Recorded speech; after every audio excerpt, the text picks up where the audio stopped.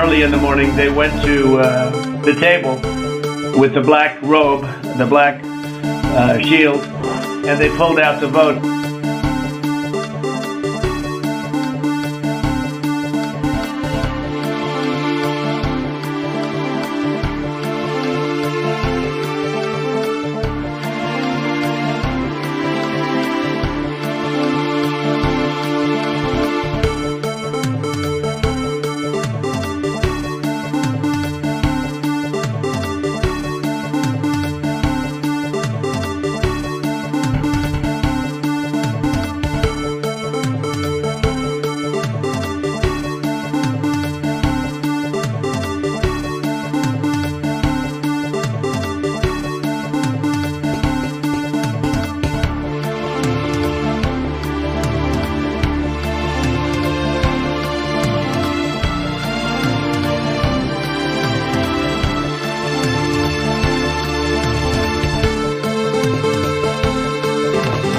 And by the way, you know, I sit on the stand and it get hot. I got hairy legs that turn blonde in the sun. And the kids used to come up and reach in the pool and rub my leg down so it was straight, and then watch the hair come back up again. They'd look at it. So I learned about roaches. I learned about kids jumping on my lap. And I've loved kids jumping on my lap.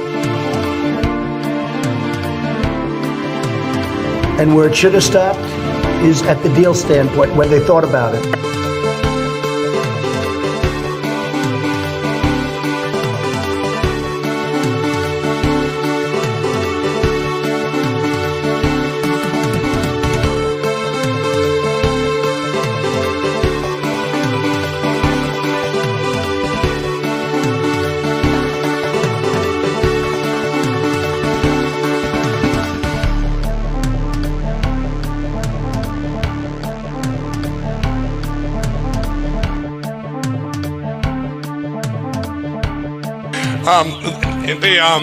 But it's a class action lawsuit against all machines and that they're defective devices, okay?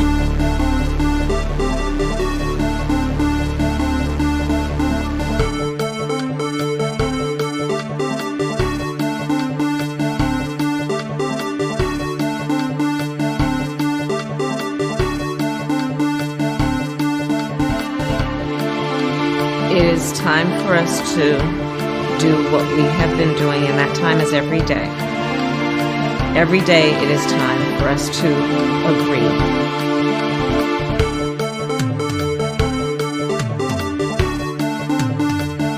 Let's go, Brandon. I agree.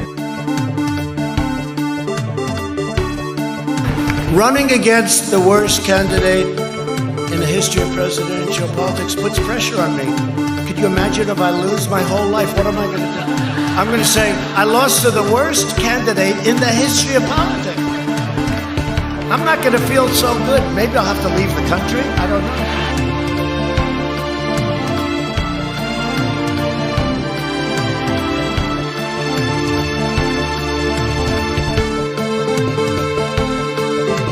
Only the really, I hate to say this, but those with the lowest IQ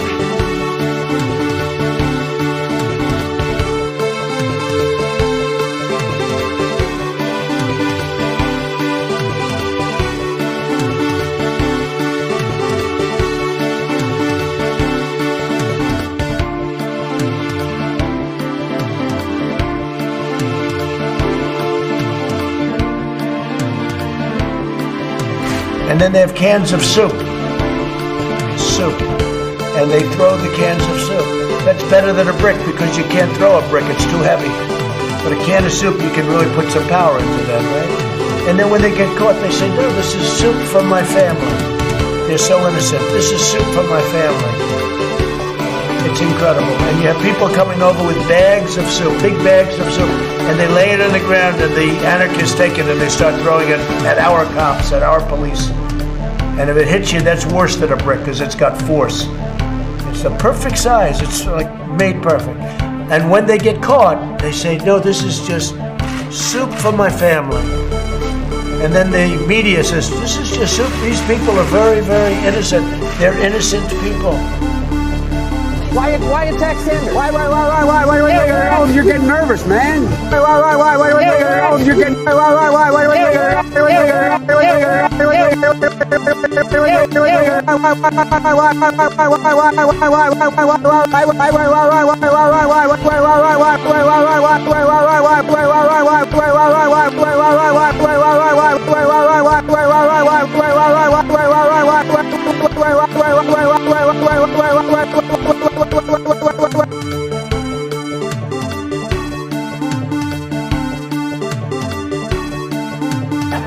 And Corn Pop was a bad dude, and he ran a bunch of bad boys. And I did, and back in those days, you show how things have changed.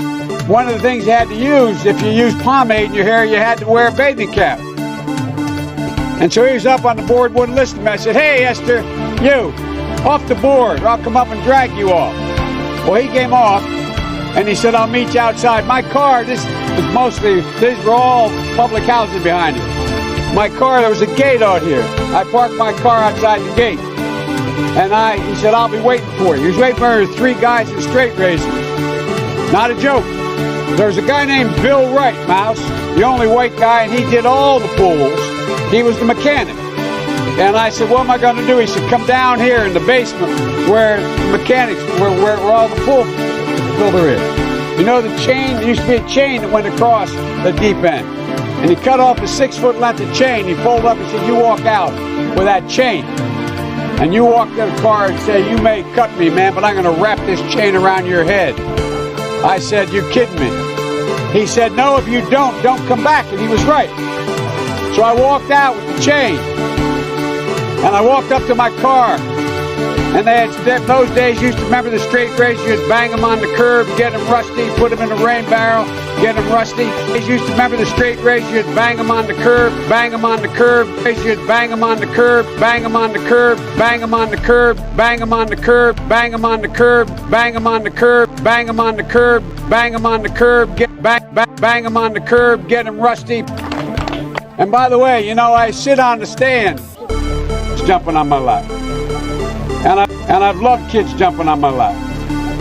And I've loved kids jumping on my lap. Hair come back up again.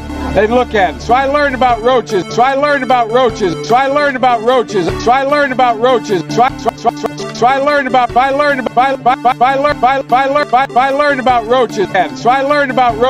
So I learned about roaches. Everybody comes in your grandmother. Everybody comes in your grandmother. Everybody comes in your grandmother. Everybody comes in your grandmother.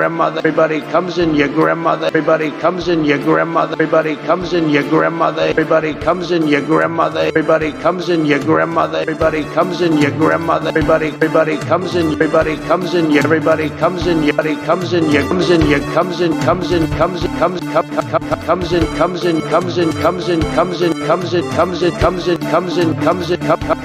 Comes in. Comes in. Your grandmother, your father, your mother, your brother. And he's like this, and we were. I need water. Help me. I need water. Help. I need.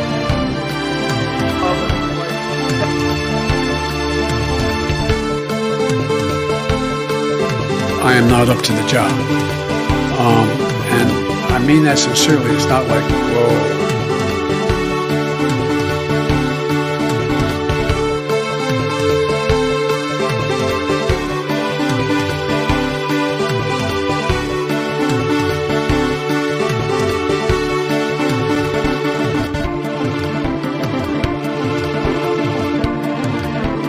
No, seriously, hot sauce. I've been eating a lot of hot sauce, a lot of raw peppers and hot sauce. In case you don't know, and you haven't seen the latest polls, the American people hold the President of the United States in contempt. They hold this institution in contempt. So, Brandon, I agree.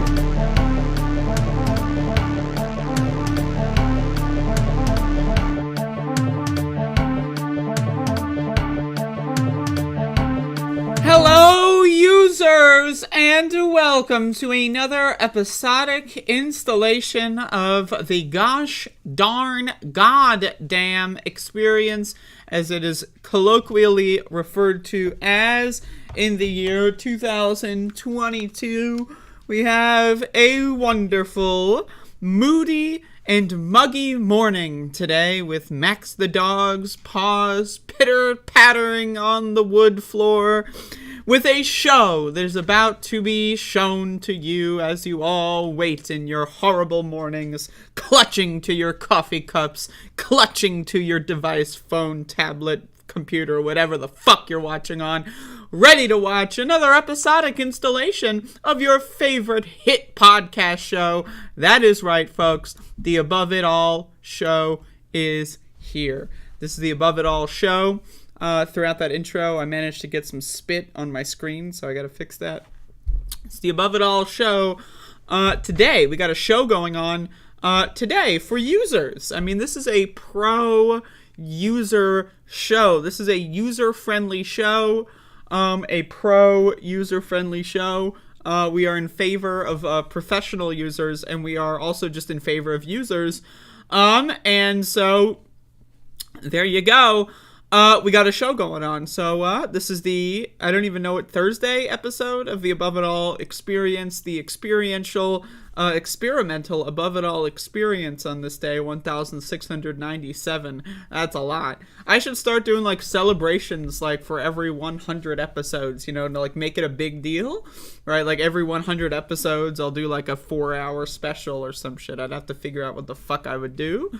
Because I know that all the Above It All people, they hate video games. So how else am I going to fill like 18 hours? I don't know. But anyway, we are approaching the 1700th show, the 1700th show. There's a Maxi behind me. In fact, I will show you this, Max. Check it out. Oh, hi, Max. Max, what's that? What's that? What's this? I want it. It's mine. I want it. Oh, it's mine. You see this dog? Oh, you're in battle mode. You're in battle mode. Look at him. Whirr! You're so evil. You're evil. Whirr! So that's the Max dog. He is, as we all know, he is woofing around on this day. So, This is the show that is happening. It is happening today. Today is the daily program. The daily program every day. So this is the program every day, every other day, and every single day there is a program. When's the last time I've taken a day off? Does anyone know? When the last time I've taken a day off of Above It All was, like, I don't know, like 3 months ago, 4 months ago. How? Daily show. This is a daily show. We do it every day, and by we, of course, I mean me, because no one else is going to help me with this, especially not this fucking dog. Look at him. Max, what the hell? What the hell? He's not helping me out.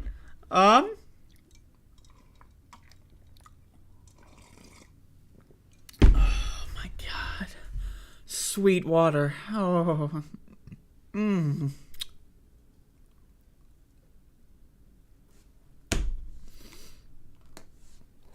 Let's jump right in. So Vladimir Putin is he's taken the next step, as everyone predicted. The Kremlin says that Putin will sign treaties to annex Ukrainian regions. Supposedly this will happen in the next 24 hours or so. Russian President Vladimir Putin on Friday will formally move to seize 4 Ukrainian territories by signing documents that the Kremlin is calling accession treaties. The signing ceremony is to take place in the Grand Kremlin Palace on Friday. Marks Putin's attempts to annex the regions of Donetsk, Luhansk, Kherson, and Zaporizhzhia, even though Russia does not fully control any of them, either militarily or politically. Well, that's great. That's good news. The move, in defiance of stern international warnings, including from President Biden, potentially slams the door on diplomacy for years to come, and almost certainly assures further escalation of the war in Ukraine, with Kyiv insisting it will fight to reclaim all of its lands, and Western allies promising to send more weapons and economic assistance. So, first of all, anyone with a brain would have been able to see this one coming.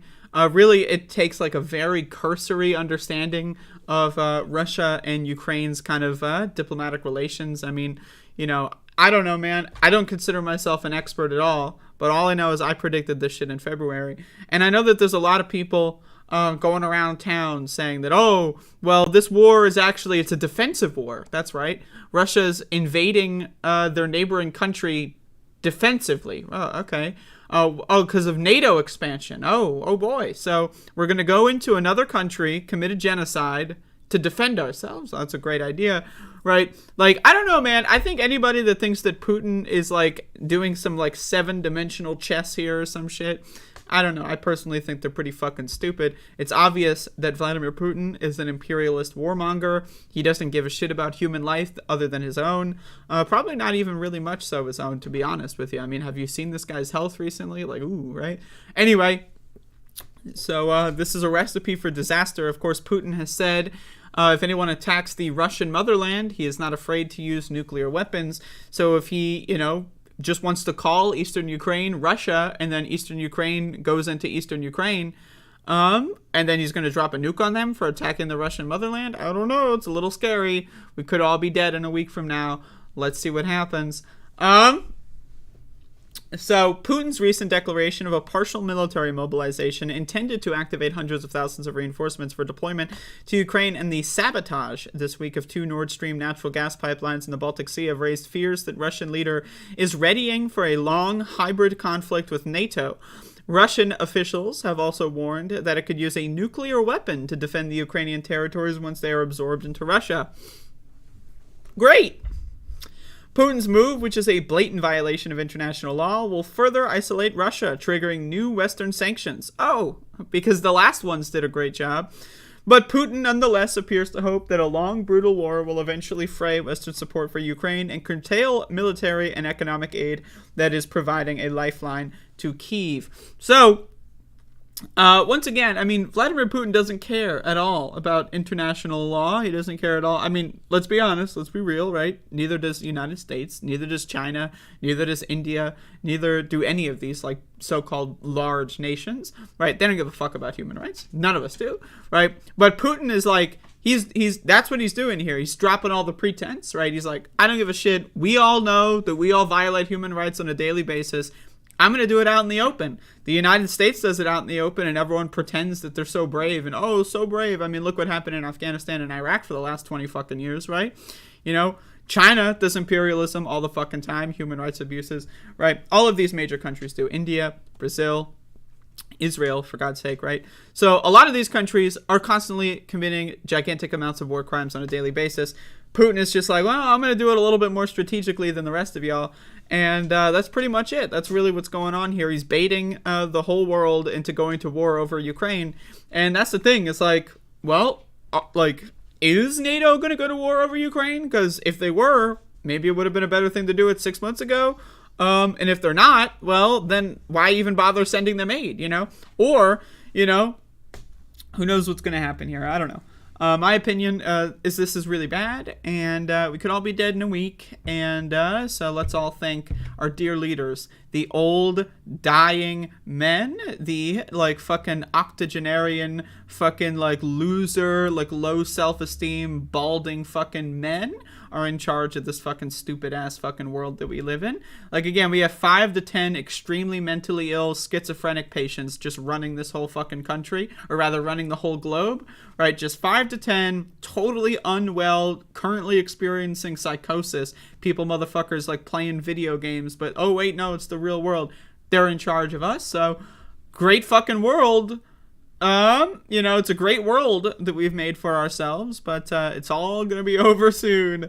But anyway, that's the thing, is obviously this is illegal, obviously this is immoral, but really it's a raw power move. Is anyone gonna stop him? And if he drops a nuke in Ukraine, Is anyone going to stop him? And also, again, okay, so he claims that Eastern Ukraine is Russia, but also he doesn't like Ukrainians. He thinks Ukrainians are subhuman, right? So why not drop a nuke in Ukraine, or rather in Russia, or, I mean, Ukraine, or what, right? Why not drop a nuke there?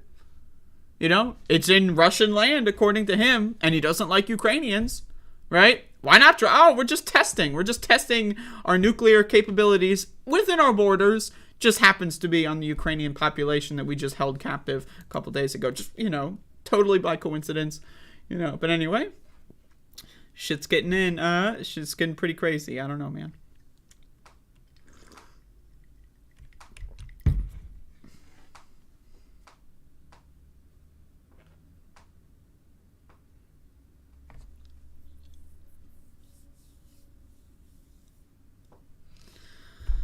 So anyway, that's the World War III news for today. Hopefully you all enjoyed that portion of the program. We're going to be moving on into the dumb, shit-for-brains, fuckface Republicans portion of the program. And, you know, there's a lot of these fucking dumbass motherfuckers. They're all over the place. Like, again, it's like, you know, like, World War III is happening any minute now, and then Ted Cruz takes another breath. I don't know what is more problematic for me personally. So Tedward J. Cruz, and he's alive, first of all. I've got bad news. Ted Cruz is still alive. But also he was at this, like, event, yesterday, day before, I don't know. And it's a Texas Tribune event, and he got heckled. And so let's watch how Tedward Cruz handles a heckler. The single best step to stop them. Jesus Christ, this is the fucking tin can audio here. Is have armed officers. Okay. The single best step to stop them is have armed officers on campus that can stop them before they kill our kids. But look, instead, you guys can... Okay. Example? I mean, we had armed officers at Uvalde. Did they stop the shooter? No, they ran the fuck away and then, like, just waited outside for a couple hours while he finished up his massacre rampage. Right, so, okay. Can instead sing Kumbaya with them and hope they'll just stop. But what you're proposing doesn't work. Right. So, again, Uvalde had a police district, or a police force itself. The Uvalde School District had a police force. They were stationed at the school. They didn't do anything. They literally didn't do anything, right? They literally didn't do anything. And so Tedward is going to go up there and just so smugly say, what you suggest doesn't work. Well, his exact prescription has just recently failed in a high-profile way.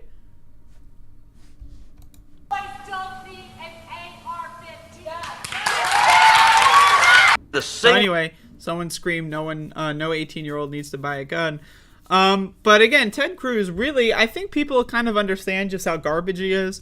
I don't know, man. Like, if you were to construct a list of the most hated politicians, I feel like Ted Cruz is a contender for first.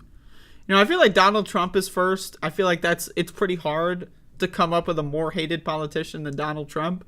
But Ted Cruz, man, I mean, the 2016 primary is still going, except the question of who would better lead the country has been replaced with who is the most fucking unlikable piece of fucking garbage, right? Ted Cruz versus Donald Trump, the fire is still alive, it's still burning, and we got some real fucked up motherfuckers out here. But again, this is the stupid, fuckface, dumbass, shit-for-brains, cocksucker Republicans portion of the show that we're going through today. And Ted Cruz, I would be remiss if I did not feature Ted Cruz in such a segment. But there you go. Not handling it so well. Senatorial harassment. That's right. That's right.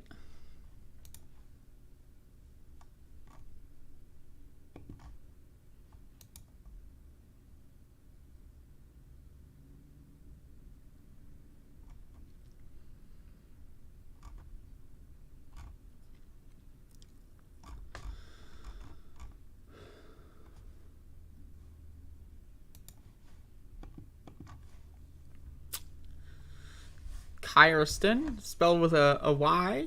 Andrew, you little fuck. You don't know how to spell her name? How dare you misspell? Dear Cinema, how dare you?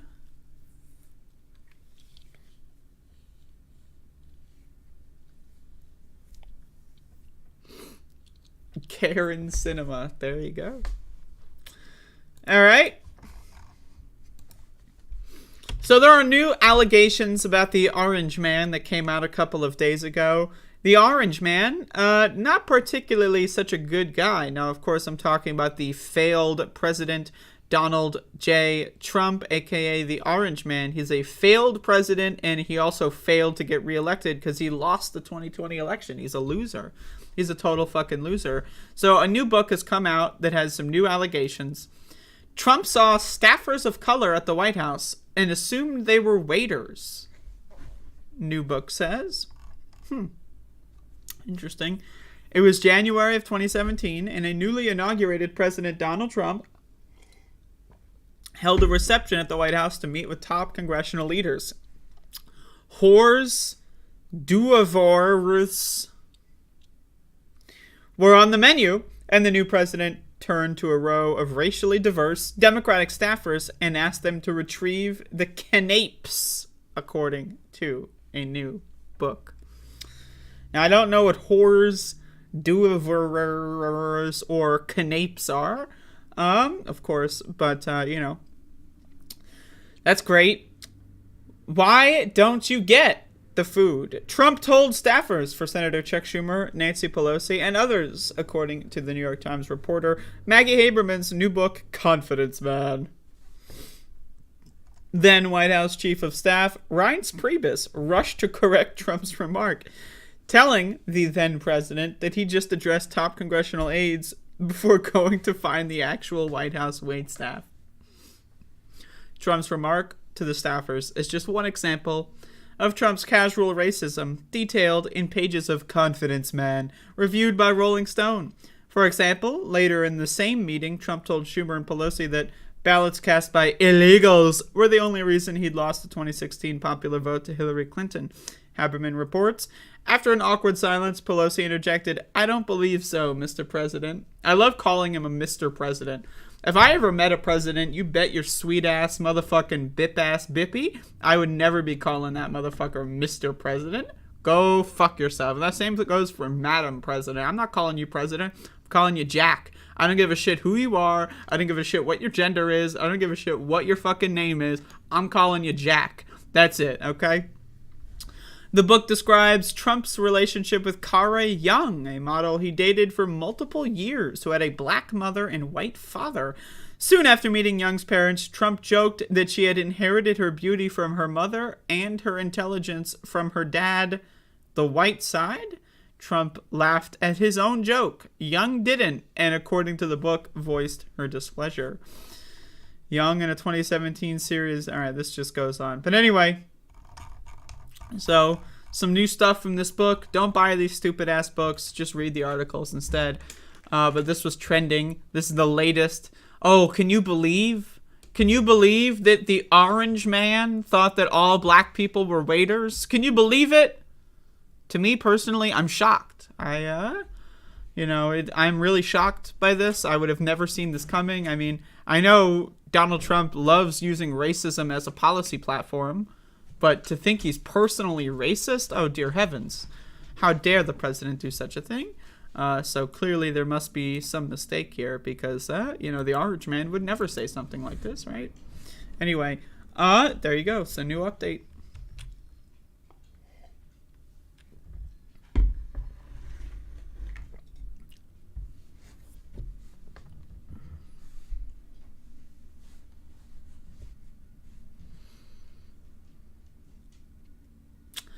So we're moving on with the dumb ass, stupid shit on my shoes.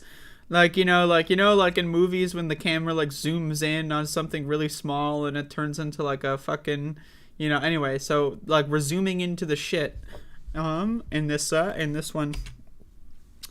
So speaking of really stupid ass fucking Republicans, I'm going to put a picture on screen here. Check this one out. Tudor Dixon. That's right, Tudor Dixon, stupid ass, shit for brains, dumb fuck Republican. Trump's pick for governor in Michigan is left to fend for herself as money dries up. This has been something going on with like some of these Republican candidates. Dr. Oz is another one, where all of a sudden the Republican Party is just, they just disappeared. Like they turn around, oh hey, and then it's like a blank, stage. Everyone's gone. All the Republican, funders and donors, they all left.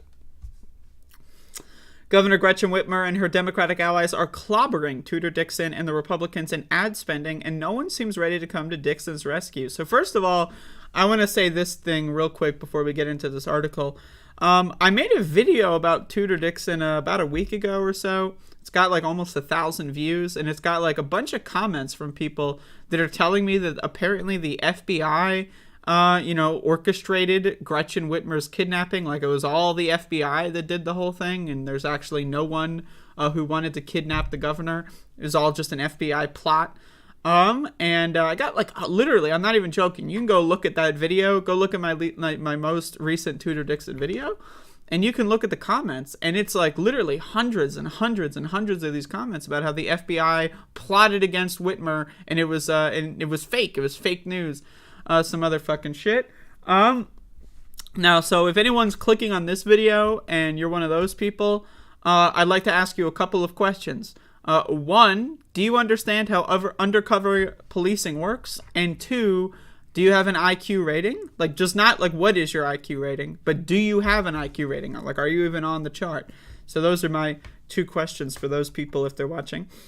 2 months ago, former President Donald Trump and the Republican establishment joined forces to elevate Tudor Dixon in Michigan's messy GOP primary for governor, signaling a united front against Democratic incumbent Gretchen Whitmer. There's a recent poll that showed Tudor Dixon at like 38% and Whitmer at like 54%. I mean, like, my God, right? Like, Jesus, Holy mackerel. But since then, national Republicans have largely abandoned Dixon, leaving her to fend for herself in a state that was supposed to be one of the party's top targets in 2022. Trump may be the exception. He's scheduled to headline a Saturday rally for Dixon and other GOP candidates in the state. His visit comes at a time when Whitmer and the Democratic group supporting her re-election are crushing Dixon and the GOP in ad spending, $16.5 million to less than $1 million, through Wednesday, according to Ad Impact, an ad tracking firm. The gap could widen between now and Election Day. Through November 8th, Whitmer and the Democrats have reserved $24 million in ads for the Michigan governor's race. Republicans have reserved nearly $4 million, most of it from the Republican Governors Association, which is prioritizing other states even after its co-chairs cheered Dixon's nomination and said they couldn't be more excited to support her in the general election. Dixon's campaign has spent $25,000 on paid ads since the primary. Her campaign's last finance report showed her with $523,000 on hand, compared to Whitmer's $14 million. Not doing so good. And the two most recent polls have shown Whitmer leading Dixon by double digits. Now, again, the last poll I saw was like 38 to 54. So, that's crazy shit. I mean, my God, right? Isn't it sad that Democrats have to spend so much money? Dixon said in a news conference Tuesday when asked if she was disappointed in a lack of assistance for her campaign. So someone is like, hey, how do you feel about being left, out to dry and everyone's making fun of you behind your back? Isn't it sad the way Democrats have so much money? Sad. Dixon asserted that she had a great few weeks of fundraising and is confident that we don't need as much money as Gretchen Whitmer needs because our message is better. Trump has taken a major interest in Michigan, where he lost by a slim margin to President Joe Biden. The former president has endorsed a slate of Republicans. Dixon, as well as candidates for Attorney General, Secretary of State, and the legislature, who have supported his debunked claims that a second term was stolen from him. A weak Dixon showing this fall could drag them and other Republicans on the ballot down with her. A political novice best known for her work in conservative media before running for governor, Dixon surged to the front of a cluttered GOP primary field after two leading candidates were disqualified and Michigan's influential DeVos family bankrolled a super PAC to support her. Trump's last-minute endorsement helped close the deal. So anyway, you can read the rest of this. I mean, we already know this kind of shit. But anyway, this fucking bitch, I mean, let's be honest. Like, you know how, like, when there's polling that's called, like, generic ballot? Like, you know, there's no candidate, right? It's just, like, what brand would you support? You don't know anything about the candidates. All you know is it's a Republican versus a Democrat. It's called generic ballot polling, right? I would say that Tudor Dixon is, like, such like a generic Republican. Like, she has almost no personality, right? She has no uniqueness. She's not even really a person, right? She's more like a vessel, right? Like a zombie or like a robot or a drone. And all she does is go out there and say the pre-programmed talking points of, did you know there are trannies? They exist. We must ban the books. Did you know this? I am Tudor Dixon. Vote for me. Parents, we love parents. Also God, I love God. Right? Like, that's basically her campaign. Right? Like, she's really not even a person. Like, and I say that, like, and I'm not trying to be rude. I'm not trying to, like, you know, dehumanize my opponents or whatever. They dehumanize themselves. I mean, look at this bitch. Watch any campaign speech from Tudor Dixon. And it's just like, you know, Florida is a great state. So is Texas. I love God. America. The flag. Right? Like, it's literally like, my God, man. It's shocking to me that people will sell their soul like this and they get nothing. Like, you're going to be the GOP candidate that everyone forgets about in, like, less than a year. Like, people are going to forget this bitch even existed in, like, 6 months after this election, right? And she's basically permanently destroying her reputation over this shit. I mean, it's fucking sad. It's fucking sad, man. This fucking shit is sad. So anyway, you know, hopefully people can go in the comment section and tell me more about these supposed FBI plots. Again, go back. It's just search Tudor Dixon on my channel and go watch the most recent one. And you'll see, like, go read the comments. It's hilarious. It's really funny shit. But man, Republicans, I mean, yikes.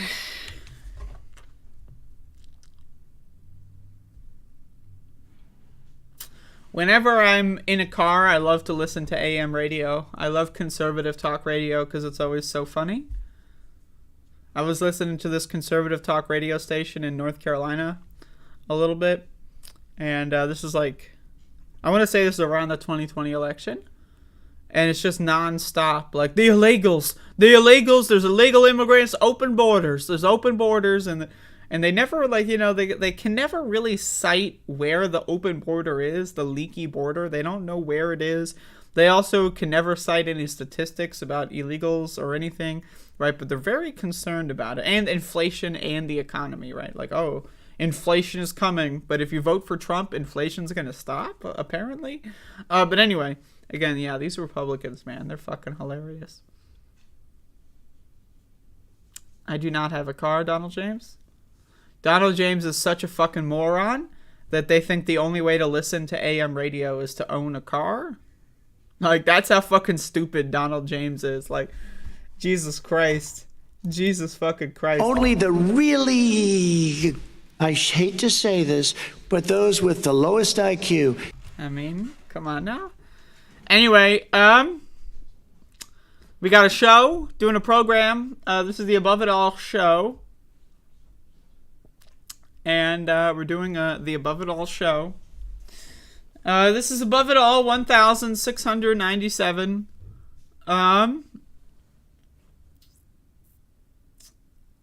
You said you listen to radio in your car? I never said that. When did I think? You know, the thing about YouTube is you can rewind. Like, you can rewind and you can see the quote that doesn't exist. Right? Like, just, like, it's possible, right? You can back scroll and see that you are living in a fantasy world, man.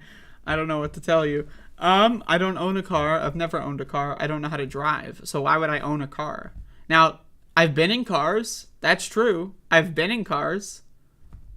That is, the rumors are true. I have been inside of a car. But why would I keep a secret car? Like what is like Donald James's world is that like I've lied my entire career about not knowing how to drive, and I've got a secret car, and I go into the secret car to listen to AM radio instead of, I don't know, using a computer app. Right? Or I don't know, maybe I'm in a car and someone else is driving. Is it possible? No. I have the secret car. Donald James, you want to tell us more about this? Is the FBI involved? Is it an FBI plot to keep my secret car secret? Yeah, that's what I thought. Sit the fuck down, Donald James. Yeah, that's right. Get the fuck out of here. All right. Now that Donald James has been thoroughly emasculated, let's continue with the show.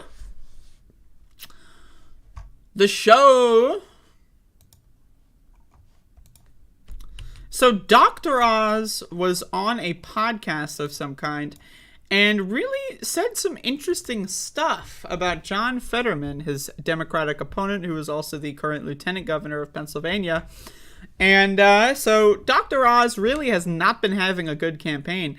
This is one of the many Republicans I've covered that are really just down in the dumps when it comes to polling, when it comes to fundraising, when it comes to everything. Now, again, it's possible Dr. Oz might win the race. Anything is possible. We don't know until the election day, right?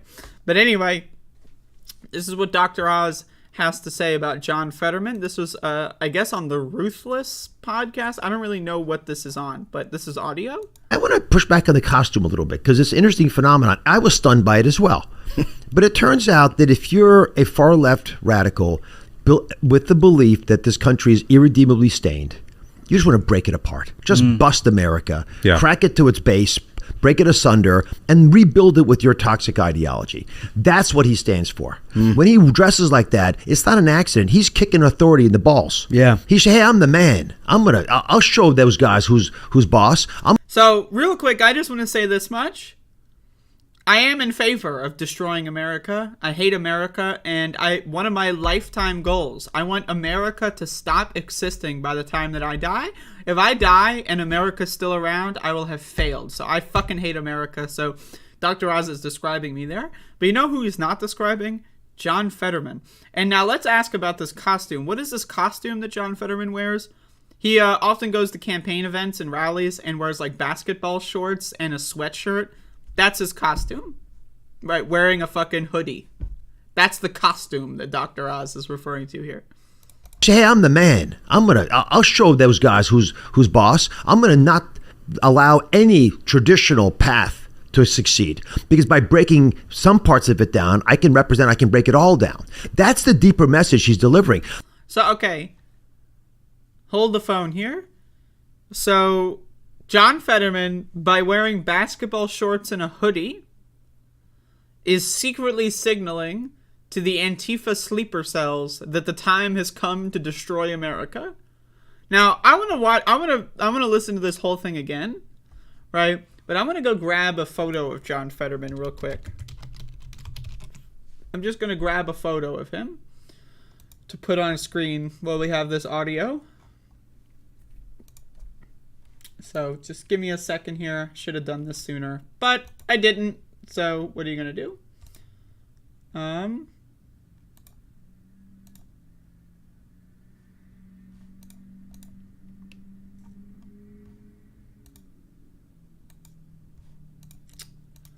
Yep. So this is a photo of John Fetterman. Let me get this on screen.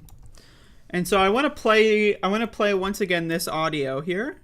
Just like, this is the guy that's being talked about. This is who is being discussed, right? So this guy. I want to push back on the costume a little bit because it's an interesting phenomenon. I was stunned by it as well. But it turns out that if you're a far left radical with the belief that this country is irredeemably stained, you just want to break it apart. Just bust America, crack it to its base, break it asunder, and rebuild it with your toxic ideology. That's what he stands for. When he dresses like that, it's not an accident. He's kicking authority in the balls. Yeah. He said, hey, I'm the man. I'll show those guys who's boss. I'm going to not allow any traditional path to succeed. Because by breaking some parts of it down, I can break it all down. That's the deeper message she's delivering. What? I don't know, man.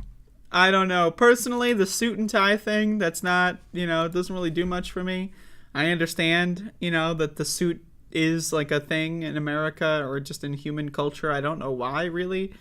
But, yeah, I mean, I think wearing a sweatshirt and shorts, it's a little weird, right? Like you're cold up top, but you're warm on the bottom. I'm not quite sure what that... But anyway, I think it's totally normal, and I don't think that John Fetterman secretly wants to destroy America. Now, I just want to say, all my biases on the table, I do want to destroy America. Dr. Oz describing my politics right there, not John Fetterman's, okay? John Fetterman is like just a run-of-the-mill, like standard Democrat, but he's like slightly to the left. Like he is probably like on the left flank of the Democratic Party. He is not like an anti-fascist radical. Like he does not want to like destroy America. I'm just telling you. Now, again, I would want to vote for him if that was true. I would move to Pennsylvania just to vote for him if that was true, but it is not true. At all. And I don't think him wearing fucking shorts and a hoodie, I don't think that really, like, first of all, that's a costume. Like a costume, I don't know, it's called wearing clothes. But anyway, there you go. So that's Dr. Oz. He's not doing so well, really. I mean, the campaign is really struggling. So there you go.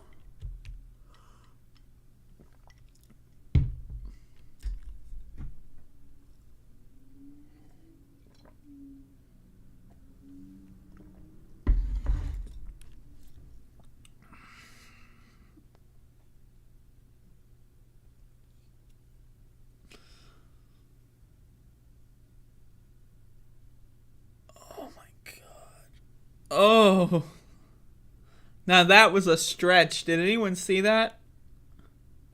That was a stretch. Oh. Ah! Oh, fuck. Oh my God. Oh, I'm gonna come. All right. Holy shit. That was a full body. Oh. All right. So, next. So, while we're talking about John Fetterman, now again, John Fetterman is the lieutenant governor of the state of Pennsylvania, running for the U.S. Senate in the state of Pennsylvania. But there's one major problem with John Fetterman's campaign. And we've got, I believe this is Kellyanne of the Conway variety, here to tell us what exactly the problem is. You might be shocked. In his life, Sean, oh my God, the audio is like fucking. You gotta do on the fly, like fucking. A day as lieutenant in his life, Sean. He hasn't worked a day as lieutenant governor. He put the marijuana flag up. He thought that was funny. He's trolling his opponent. He thinks that's funny. Here's what's not funny: that there's been a doubling of overdose deaths in Pennsylvania while he's been in office from 2015 to 2021. Fentanyl is rankling every corner of the state. And is okay. So, John Fetterman put up a marijuana flag, and that increases the overdose deaths of fentanyl.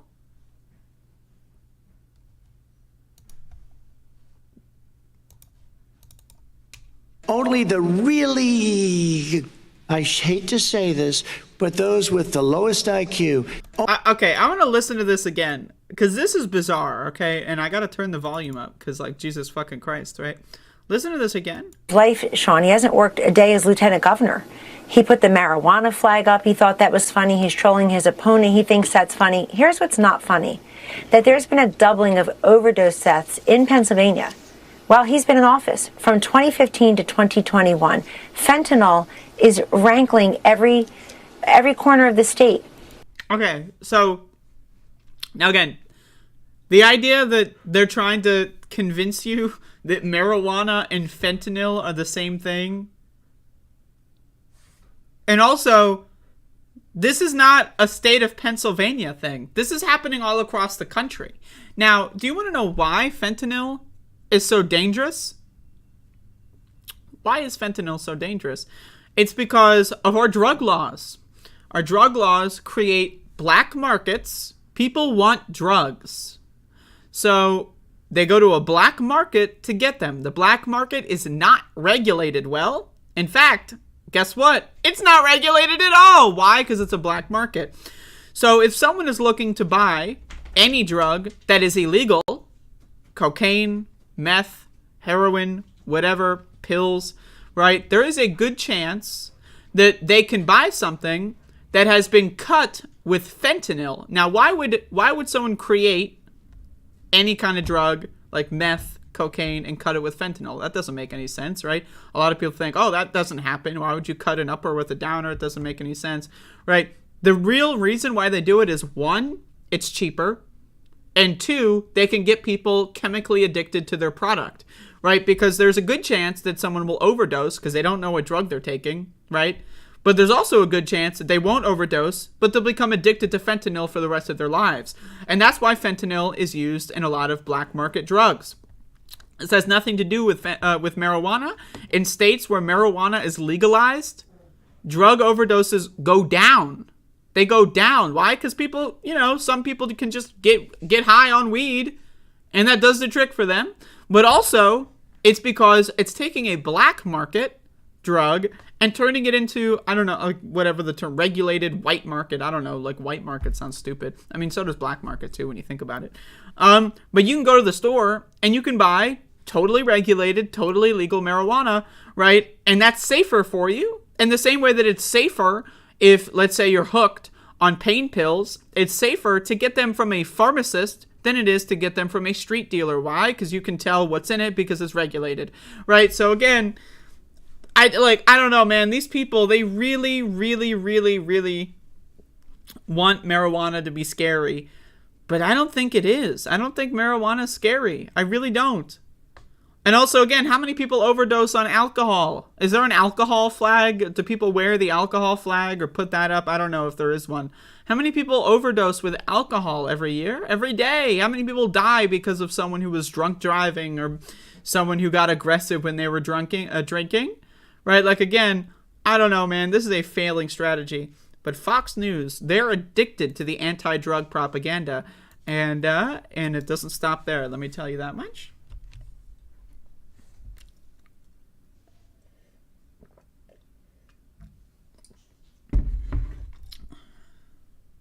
The Big Lebowski is a horror movie. I was thinking about doing a segment for the Spook 60 called Is It a Horror Movie? So if anyone has any recommendations for that, like, is this a horror movie?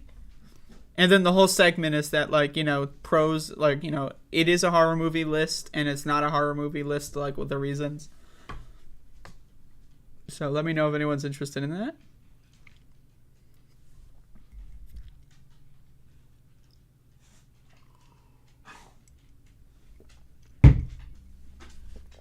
All right.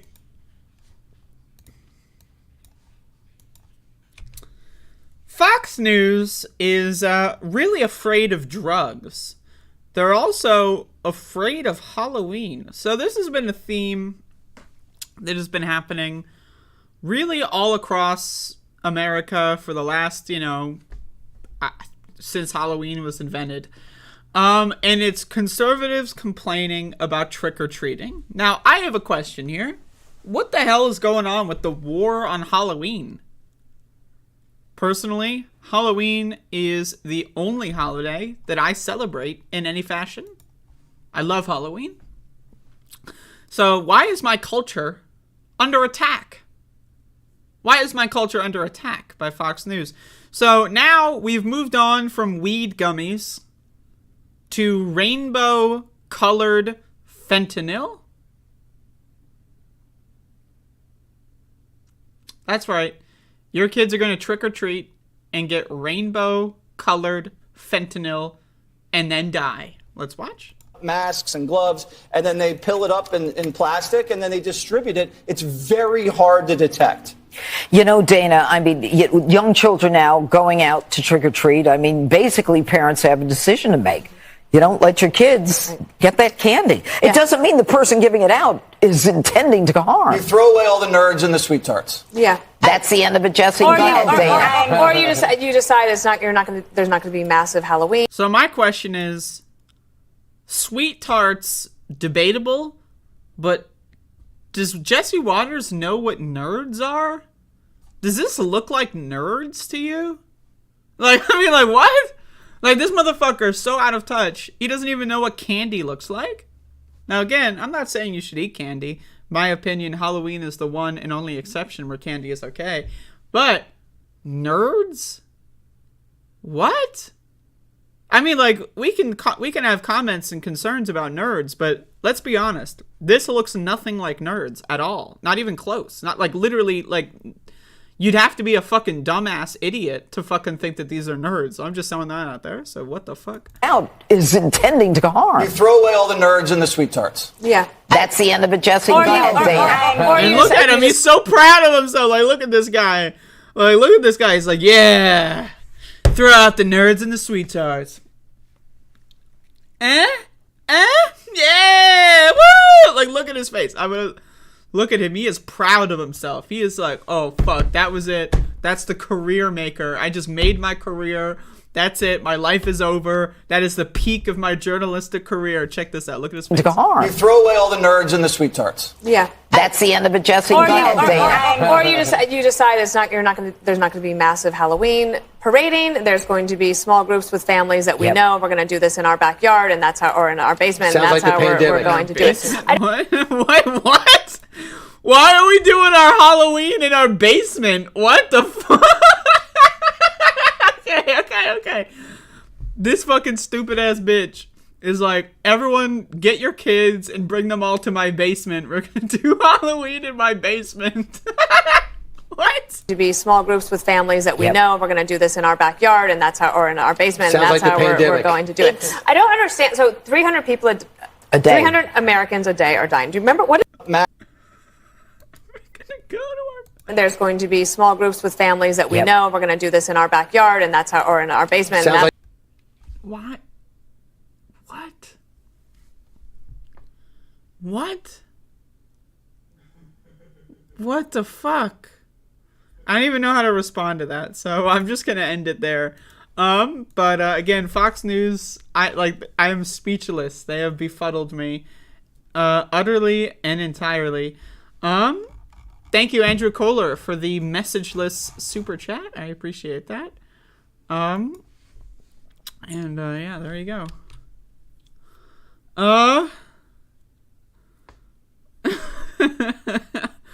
I got the candy for the whole cul-de-sac. The only thing is, it's in my basement. So, you know, just throwing that out there. The message was censored. Oh, shit. Oh, fuck. Damn, censored.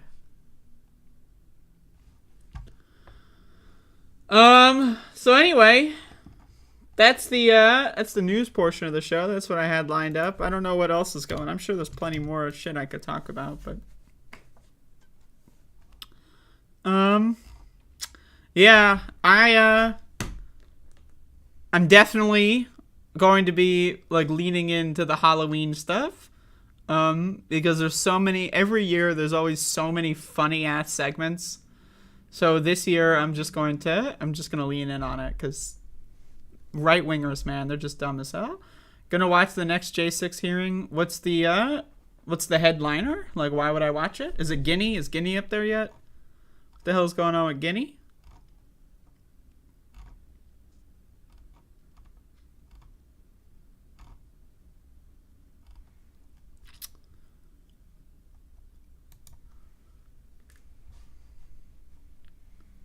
Previously unscheduled. Maybe Guinea's going up. Yeah, maybe YouTube just sucks. But I love YouTube, so I'm a YouTube fan. Is Jordan Peterson in the news? What happened? Did he get banned again? You gotta scoop me. I haven't been reading the news too much recently. But been a little bit in whoop, you know, he cried on television. Shit.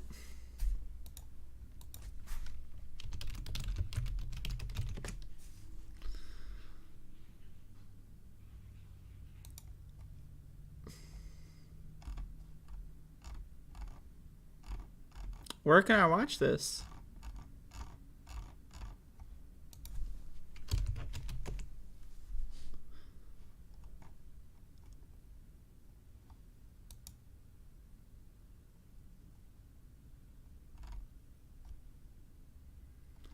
Is there a clip? Hey, I'm not watching a 45-minute video. I'll wait for the clips, but...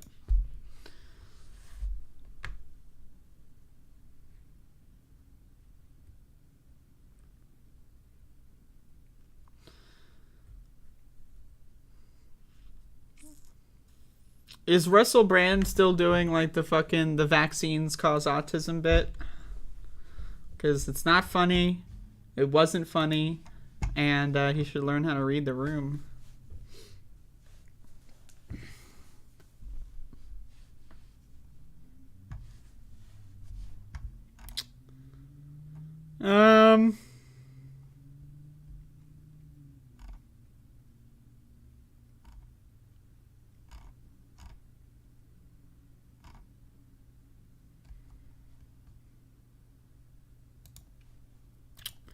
Yeah, I mean, that's pretty much the news portion of the show.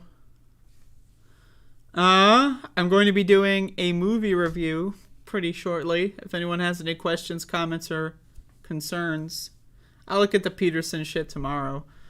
But yeah, feel free to field them to me.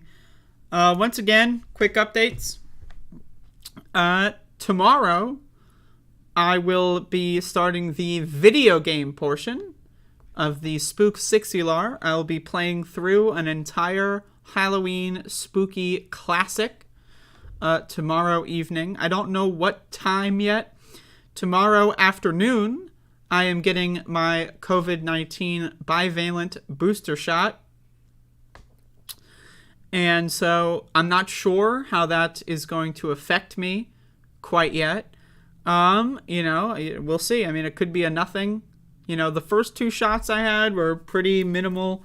The third shot I had some, you know, I was like for a couple, like for a week. So we'll see how this one goes. And so, you know, again, tomorrow night on twitch.tv, I will be beginning the video game portion of the Spook 60lar. And I will also be freshly vaccinated. So, you know, I don't know how that's going to affect the stream. I'm planning on playing through an entire video game. It's possible that I end up wanting to do it in 2 parts. You know, just we'll see. I don't know. Am I getting Pfizer or Moderna? I'm getting Moderna.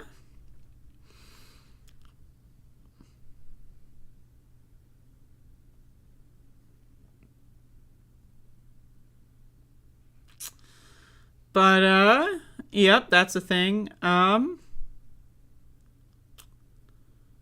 doing, you know, I'm still going to do the horror movies every day. I'm just thinking of what else. If anyone wants to, give me some money for the Spook 60lar fund, that I can use, you know, PayPal, Cash App, and Patreon are the easiest, so that'd be cool. Twitch gift subs are 25% off. Yeah, I'm planning on streaming today, I think, but I don't know what time yet. Yeah, I didn't get this so-called second booster because it was never available for my age range, I guess. I don't know. But I'm getting the bivalent. Personally, I prefer the panvalent booster. But there you go.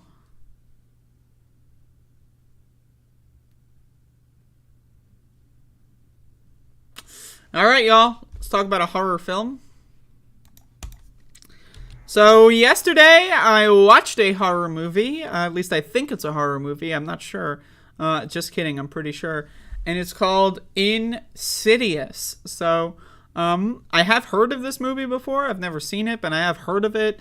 It was described to me as like, you know, it deals with a lot of like the dream world, and like the dream world is the demon world or some shit. And so anyway, sounded interesting. I was on one of the streaming services when I was scrolling for horror movies, and I enjoyed the movie. I thought it was good. Now I know that there's 4 of these films, and I'm not sure if I'm going to be watching all 4 yet. Some of them I may have to pay for if I plan on watching all of the movies. So if you want to help me out with the rental fund, feel free. But Insidious, I thought this movie was really good. I love the tone. I thought the tone was really good with the way over the top music, like the loud ass piano, like, you know, it sounds like someone's just going like right. I thought that was cool. I love the concept of the astral projection, like the dream world being mixed with the demon world. I thought that was cool.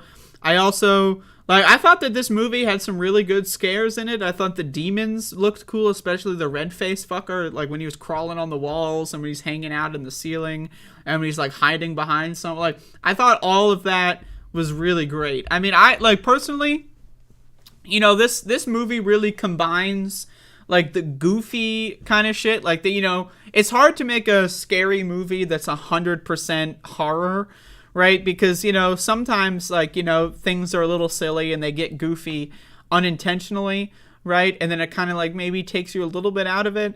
But this movie kind of adds the goof into it. Like, it kind of like integrates the goofiness into it. Like, especially the scene when at the end, when the father goes into the dream world to find the kid. The kid basically ends up in a coma because I got lost in the dream world and the demons are trying to get into his body. And so he goes in, so the father goes in to rescue the kid, goes into the dream world, and then like the fucking goddamn song is playing while the guy is like fucking sharpening his Freddy Krueger ass claws, and it's just like a super goofy scene. But it's also really great. Like the scene where he's like looking out the window and then his tongue is like, ooh. You know, so again, I think this movie combines the horror with enough goofiness that, it, you know, it kind of, you know, provides a little bit of levity so that the horror scenes are more horrifying. Good contrast. I enjoyed it. I loved all the, like, the scenes where, like, the demons are walking outside the house, right? Like, they're just seeing them in the background through the windows. I thought that was super good. Overall, this movie was fun. It was a good ghost movie. This is a 2010 horror movie. So, you know, this is kind of an era that I usually consider to be very weak in the horror kind of atmosphere. I usually consider the 2010s to be one of the weakest eras of horror. But this was a good one. I thought that this was a good movie, and I'm aware of the sequels. I will probably watch the second movie because that's on one of the streaming services I have. But I'll, you know, based on how I feel about the second movie, I'll think about the third and fourth. I don't know where those are, so I might have to rent them. I don't know. I haven't looked into it yet. But either way, Insidious. I mean, I thought it was enjoyable. I love it's a slow burn for like the first like 30 or 40 minutes, right? Especially before the kid turns into the coma. Like a lot of it is set up. You know, like the family moves into a new house. They say that some weird shit was happening that made them move to a new house. And then throughout the movie, they end up moving again. And then like, I also just want to say one of my favorite parts of this movie on the goofy stuff was I loved how they had like the demonologist, whatever lady, and her 2 goofball sidekicks. Right, I love the montages where they have all this like big beefy like analog equipment and they're pressing all the buttons and flicking all the switches and it's making those loud ass noises and they're fucking, you know, adding on the films and they're like, you know, they're putting all the pieces together and it's just, I love the clunky analog like, you know, like shit like that, like the cameras. I think it's super fun. I think it's super cool. And I love those montages. The characters were a little dorky and nerdy, you know. It was just really cool. I liked it. I really enjoyed this movie. You know, it was goofy in the right places and it made the horror like way more impactful. And, you know, it's got a twist ending. It's got a cliffhanger ending. You know, the twist at the end is that, like, well, the first part of the twist is that the dad is a former astral projector, but then forgot about it, and that's where the kid got it from. So I guess astral projection in this universe is, like, genetic or some shit. You know, what the fuck?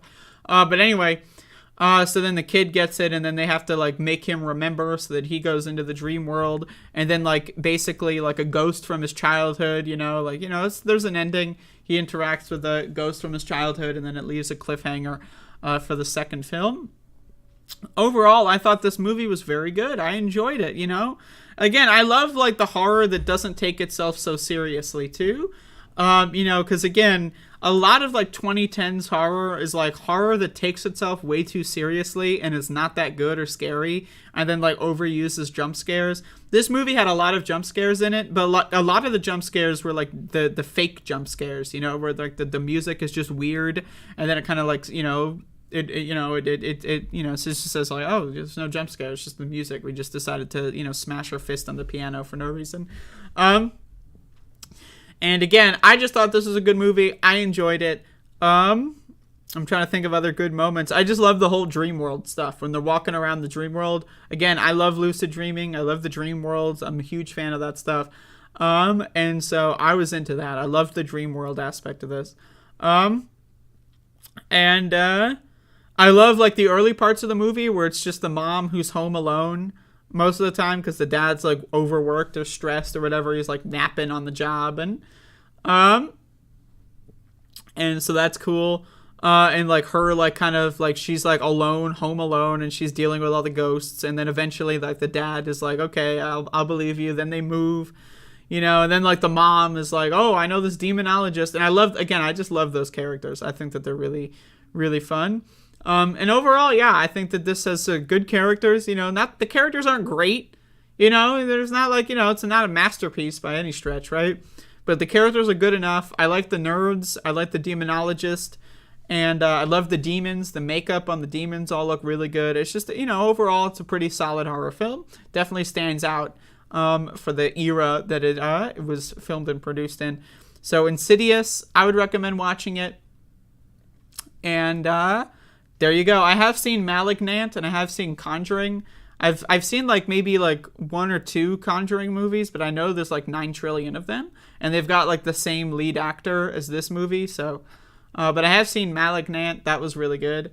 Do I watch real old movies like Gaslight or Hitchcock? I'm open to it. I've watched some old movies, but those are harder to find, you know. So I know that there's, like, some streaming services that craft them and tailored to old movies. I'll have to look into that, but... yeah, so that's Insidious. I'll probably end up watching Chapter 2 at the very least. So again, but the rest of them I'd have to find. They could be on another streaming service I have. They could be just for rental. I'm not sure yet, so I'll look into that. But so far, out of a first movie that's clearly designed to be, like, part 1 of 2, right? Again, a cliffhanger ending. Clearly, it's, like, you know, half of a story. I'm in. I thought it was good. So that is Insidious for you. That is the 14th film on this year's Spook Sixular. So there you go.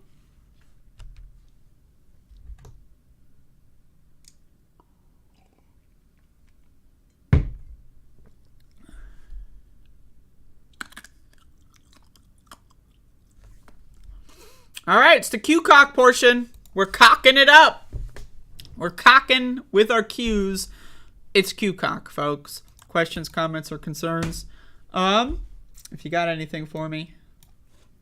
Reminder once again to tune in for the Spook Sixular video game portion. The video game portion of the show is going to take place on twitch.tv. I will upload the archives to YouTube. But the video game portion of the show will start. I'm not going to tell you which game I'm going to start with. My intent is to play through the entire thing. 3, maybe 4 hours maximum. And who knows? Maybe I'll do some bonus stuff. Q-cock, where's Max? He is roaming. Max! Oh, there he is. Max!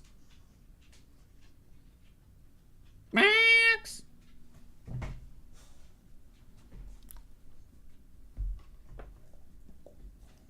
Look at this.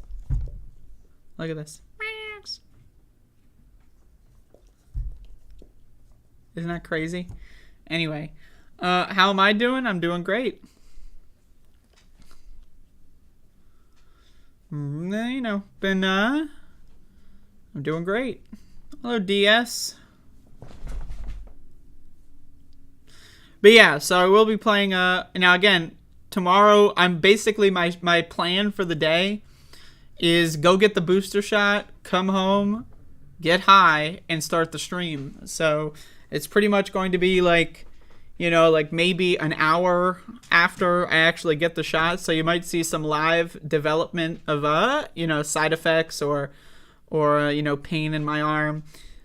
So, you know, that should be fun if you're into the, you know, if you want to know. I like streaming when I get the booster shots, because, you know, it's like it helps inform people as to what the effects are. Especially, you know, when I got the first two, a lot of people said that they appreciated that I was streaming those days, so that, you know, I would talk about the side effects. It helps people get more comfortable with it. Yeah, so tomorrow I'm going to get my shot, assuming that, you know, they don't fuck me. I have been fucked before. I get in my third shot, they fucked me, and I had to wait for another week at one point, so hopefully I don't get fucked again. And if I do get fucked, I hope it's in the good dick way. That's ideal for me. But anyway, so there you go.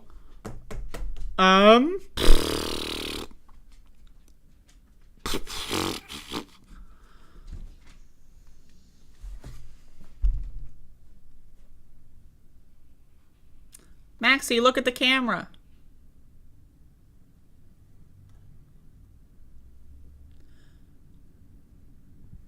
So, I love that dog. God damn. I love that dog.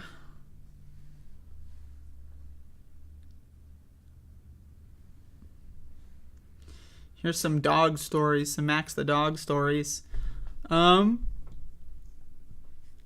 Last night, this dog just like climbs onto the bed. You know, the dog, aka Max the dog, who is a part-time shark dog, but not currently, likes to sleep on the couch or the bed, right? But like throughout the night, he'll like change his mind, right? So every once in a while, like he'll just climb on me when I'm sleeping, and then like just like lay on like a random part of me. So, but that sometimes I wake up and then, you know, I go right back to sleep and I'm like, yay, Maxie. But sometimes like I don't notice it, I don't wake up, and I wake up and there's just like a Max like on or right next to me. And so last night was one of those moments where I don't quite remember. I might, you know, sometimes you wake up and you don't really even, like, you might do something, but you don't really notice it.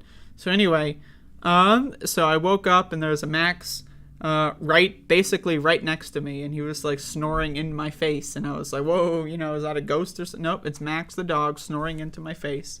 Right, Maxie? Right?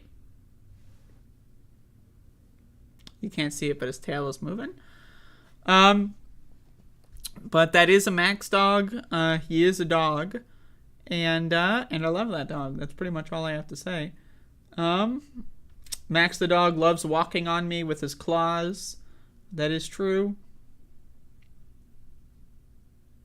So, but there you go. It's Max the goddamn dog. Look at him. Look at those paws. Max, you're a pod pupper. You're a pod pupper. Look at his tail. Max, you're a pod pupper. You're a pod pupper. Look at him. Look at him. He's crazy. He's out of control. So I'm building a shelf back here. I mean, I guess it's already built per se, but I'm going to add stuff to it over time. I just finished polishing my wood stove, which is one word, and cleaning the glass. While I was listening to you, I'm most productive while your show is on. Anyway, that's the show. I'm going to go pet this dog for the next, 8 hours, and I will see y'all. I'm planning on doing a Twitch stream today. I'm planning on doing a Twitch stream today, so if you want to tune in today, I'm going to be playing some Doom. Tomorrow, the Spook-6ular video game portion begins. And with that said, I will see y'all either today or tomorrow, whatever.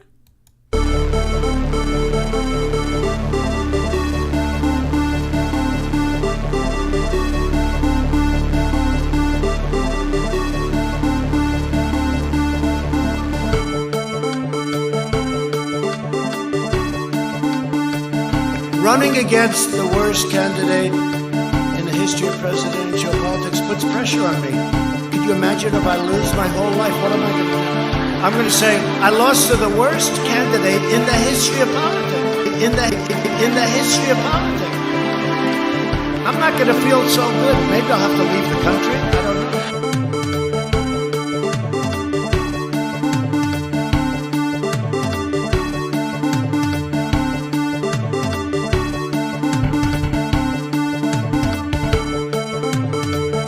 Seriously, hot sauce. I've been eating a lot of hot sauce, a lot of raw peppers and hot sauce. Seriously, hot sauce. I've been seriously hot sauce, a lot of sauce, a lot of raw peppers.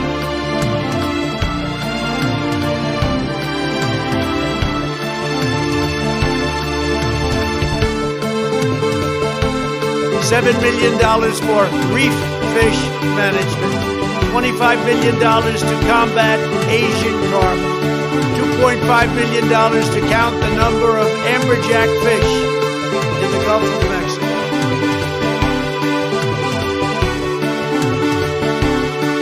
Dub is a shit fuck, you know. Dub is a shit fuck, you know. Dub is a shit fuck. Dub is a shit fuck, you know. Cringe tour, etc., etc.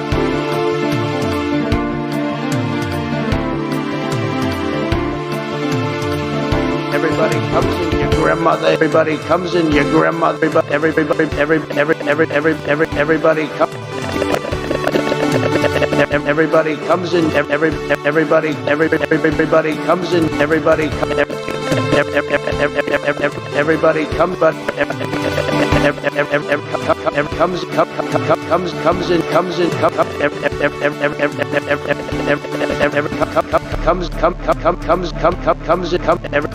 comes in. Comes in your grandmother. Comes in your grandmother ear.